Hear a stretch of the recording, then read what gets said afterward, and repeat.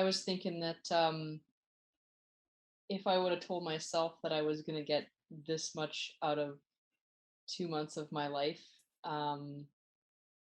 back in February when we first started the class, I wouldn't be able to create this what we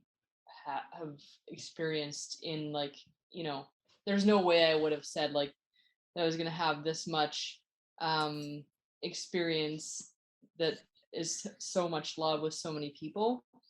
And yeah, wow, I'm so grateful for that. So I've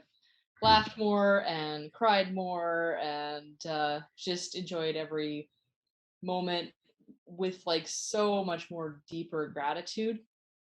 than I could have ever really I could have ever really like thought that I could have, because I definitely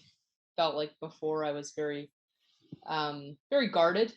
to new experiences and to putting myself out there for a fear of getting hurt. But now that's really fallen away because I know that if I just come from a perspective of love, which is unconditional, then I can't attach any conditions to that, and that makes it so much more freeing to put myself out there with no agenda at all. So yeah, I'm very grateful for that.